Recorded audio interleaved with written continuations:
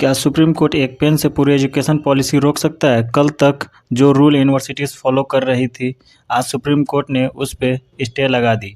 UGC equity regulation 2026 नाम अच्छा है, इंटेंशन भी अच्छा लगता है, लेकिन फिर सुप्रीम कोर्ट को इंटरवीन क्यों करना पड़ता है?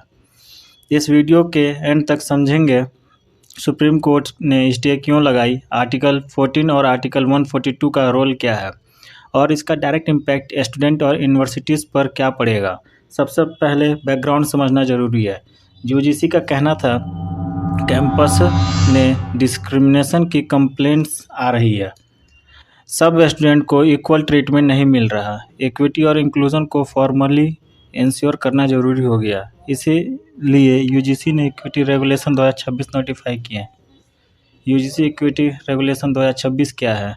सिंपल लैंग्वेज में बोले तो यह रेगुलेशन कह रहे थे कि हर यूनिवर्सिटीज़ और कॉलेज को इक्विटी फॉलो करनी होगी, डिस्क्रिमिनेशन प्रिवेंट करना होगा और सबके लिए फेयर इन्वायरमेंट बनाना होगा। कॉन्सेप्ट सही लगता है, लेकिन प्रॉब्लम आगे जाकर शुरू होती है।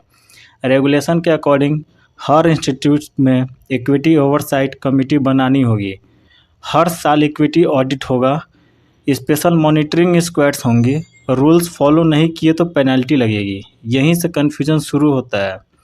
यूनिवर्सिटीज़ और एक्सपर्ट्स ने पूछा इक्विटी डिफाइन को कौन करेगा, डिस्क्रिमिनेशन का एग्जैक्ट स्टैंडर्ड क्या होगा, कौन डिसाइड करेगा कि कोई डिसीजन अनफेयर है या नहीं। रूल्स बहुत वेग था और वेग रूल्स का मतलब होता है मिसयूज़ का फुल चांस। यूनिवर्सिटीज़ का कहना था एकेडमिक ऑटोनॉमी खतरे में आ जाएगी, टीचर से ज़्यादा कमिटीज़ काम करेंगी, एजुकेशन से ज़्यादा पेपर वर्क हो जाएगा। उनका कहना था टीचिंग का फोकस कम, कंप्लायंस का प्रेशर ज़्यादा हो जाएगा।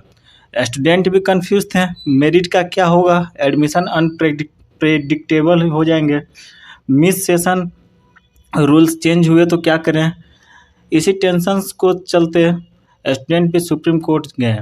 पिटीशन सुप्रीम कोर्ट में फाइल हुई।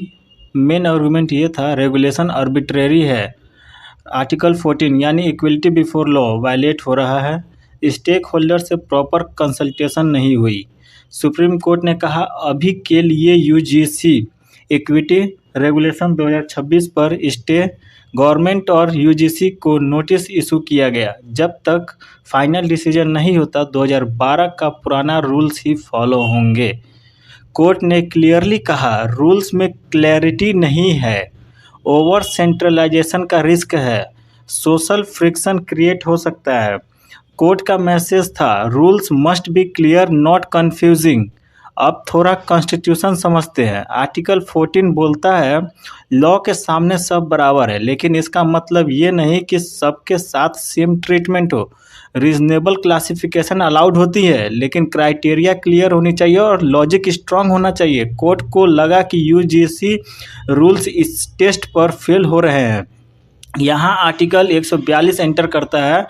आर्टिकल 142 सुप्रीम कोर्ट को पावर देता है जब सिचुएशन सेंसिटिव हो, जब लॉ इनकम्प्लीट हो, तब कंप्लीट जस्टिस इंश्योर करने के लिए इस केस में सुप्रीम कोर्ट ने बैलेंस बनाया।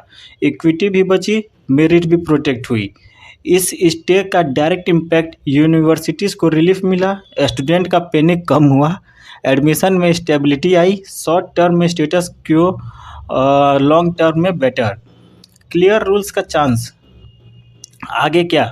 कोर्ट इनडायरेक्टली ये कह रही है स्टेक होल्डर से बात करो, रूल्स क्लियर बनाओ और ग्रेजुअल इम्प्लीमेंटेशन रखो, मिसयूज़ प्रिवेंट करो। ठीक है।